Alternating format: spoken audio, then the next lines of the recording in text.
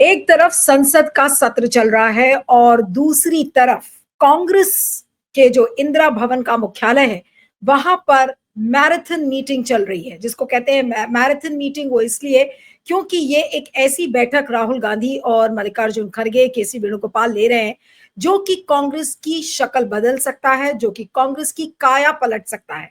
और मैं ये बात इसलिए कह रही हूं क्योंकि बहुत दशकों के बाद कांग्रेस के मुख्यालय में कुछ ऐसी मीटिंग हुई है। अब ये मीटिंग क्या है? जिला अध्यक्षों के साथ 2 चरणों में ये मीटिंग हो रही है। कल और आज जब मैं अभी आपसे लाइव बात कर रही हूं तो पहले चरण की मीटिंग ऑलमोस्ट खत्म हो गई है, जिसमें कि 338 जिला अध्यक्षों के साथ मुलाकात की गई और उनसे रोड मैप तैयार करने को कहा गया है। एक तरीके से अगर मैं 2 लाइन में कहूं तो बीजेपी को जड़ से काटने का गुरु मंत्र तैयार हो रहा है इस मैराथन मीटिंग में, जिसमें कि जिला इकाइयों को मजबूत करने से लेकर उनको आर्थिक रूप से भी उनको कैसे सशक्त बनाया जाए, इसको लेकर प्लान बनाया जा रहा है। विचारधारा से कैसे जमीन पर लोगों को जोड़ा जाए, उसका प्लान बनाया जा रहा है। सोशल मीडिया को अलग अलग जिला अध्यक्ष के लेवल पर कैसे इंप्लीमेंट किया जाए, उसका प्लान बन रहा है।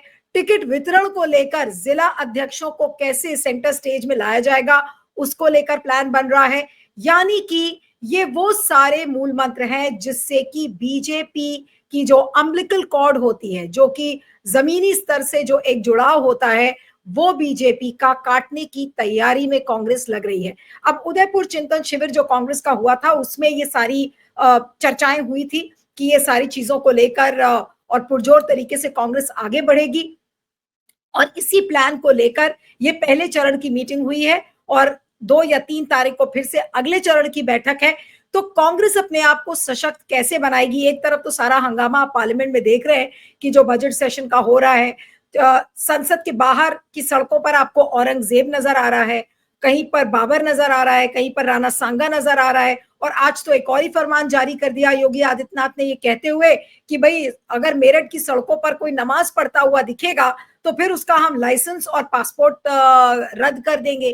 तो एक तरफ इस बात को लेकर चर्चा हो रही है और दूसरी तरफ कांग्रेस के मुख्यालय में दरवाजे में बंद दरवाजों के पीछे ये मैराथन बैठक जो चल रही है। मैं अब राकेश अचल जी के पास आती हूँ कि राकेश अचल जी, ये जो जिला अध्यक्षों की बैठक कांग्रेस ने बुलाई है और सशक्तिकरण करने की बात हो रही है जिला इकाइयों को।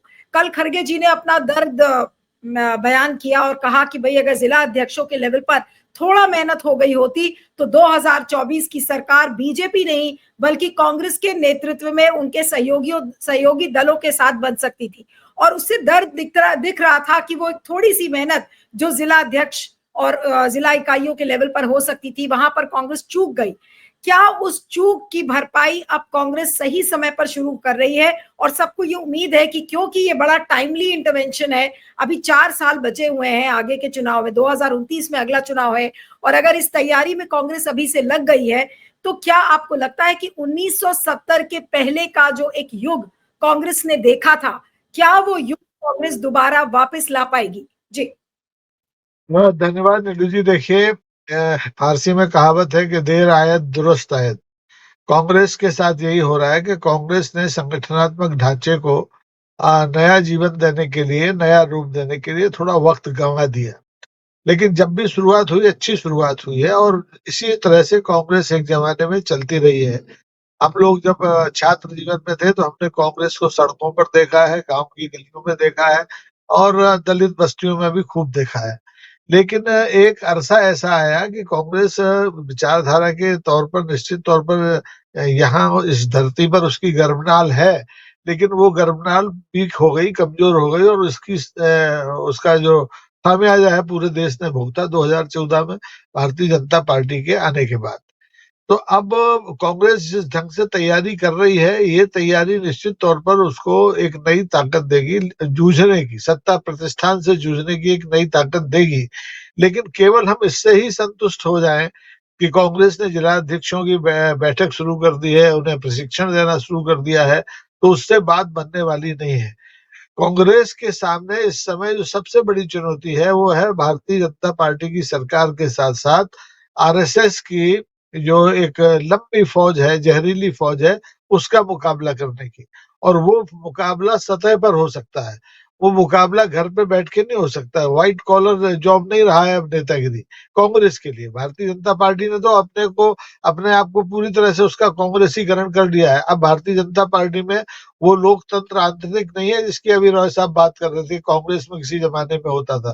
कांग्रेस में जिस दिन से आंतरिक लोकतंत्र गया, उस दिन से ही तदर्थवाद का जन्म हुआ। और आप देखिए कि कांग्रेस धीरे धीरे धीरे धीरे सत्ता से बाहर हो गई, तमाम अच्छी नीतियों के बावजूद, तमाम अच्छी नीयत के बावजूद। अब मौका आया है कि कांग्रेस ने लगातार आम चुनाव में एक अच्छी छलांग लगाने के बाद विधानसभा के जितने चुनाव हुए हैं उनमें बड़ा नुकसान उठाया। अब उसकी समझ में आ गया है कि लड़ने के लिए आपको मैदान में लंगोट कसना ही पड़ेगा। बिना लंगोट कसे बात बन नहीं सकती। पन्ना प्रमुख का मुकाबला पन्ना प्रमुख से ही कराना पड़ेगा। आप उसको नाम कुछ और दे दीजिए। हम लोग जब पत्रकारिता में नहीं आए थे तो हमारे भी राजनीतिक जुड़ाव थे। हम लोग कांग्रेस सेवा दल के लिए काम करते थे और देखते थे कि हमारा जो संगठन था उसकी अप्रोच बिल्कुल आखिरी छोर तक थी। लेकिन आज न कांग्रेस सेवा दल कहीं दिखाई देता है, वजूद में नहीं है, फाइलों में तो है, पदाधिकारी उसके हैं। जैसा शुरू में सिन्हा साहब ने कहा कि पूरे प्रदेश देश में उसकी एक एक ढांचा है, धमनियां फैली हुई हैं, काम करने वाला कोई नहीं है। आज जो शुरुआत हुई है, ये शुरुआत अगर कंटिन्यूटी में बनी रही, इसका फॉलो अप लगातार होता रहा, तो निश्चित तौर पर 2030 के चुनाव होंगे, उसमें हम कुछ न कुछ एक नई तब्दीली, एक नई क्रांतिकारी परिवर्तन की अपेक्षा कांग्रेस से कर सकते हैं। क्योंकि कांग्रेस के सामने संकट न धन का है, न विचारधारा का है। असली संकट है कि उसके पास जो मैदानी फौज है वो बहुत कम हो गई है। और पिछले 11 साल में लगातार हताशा बढ़ी है। जिस ढंग से भारतीय जनता पार्टी की सत्ता ने प्रतिपक्ष को कुचलने की कोशिश की है, नीचे सड़क से लेकर के संसद तक, राहुल गांधी को उन्होंने नहीं छोड़ा, उनकी सदस्यता छीन ली गई थी एक जमाने में, अभी कुछ समय पहले। और कांग्रेस का जो आम कार्यकर्ता है, जो जिला स्तर पर काम कर रहा है, जिला अध्यक्ष है, अगर उसका निजी धंधा पेट्रोल के पंप है या राशन की दुकान चलाता है तो वो भी खतरे में है। सत्ता प्रतिष्ठान अदावत की सारी हदें तोड़ चुका है। तो उसका मुकाबला करने के लिए जो श्रीगणेश कांग्रेस ने किया है, उसका स्वागत किया जाना चाहिए। और मुझे लगता है कि ये कांग्रेस की अपनी जरूरत तो है ही, बल्कि उसके ऊपर जनता का भी एक दबाव है। क्योंकि जनता की अपेक्षा है कि कोई तो नेतृत्व करे सड़क पर आकर। क्योंकि अब प्रतिकार की क्षमता जनता तो समाप्त कर चुकी है। जनता को फर्जी राष्ट्रवाद के जाल में उलझा करके असली मुद्दों के लिए लड़ने की जो उसकी ताकत थी वो छीन ली गई है। तो कांग्रेस उसमें काम कर सकती है। और ये जो सिलसिला शुरू हुआ है जिला स्तर के लोगों से बातचीत का, ये निश्चित रूप से फलदायी साबित होगा। और लेकिन इससे ही खुश होने की जरूरत नहीं है, काम लगातार करना पड़ेगा।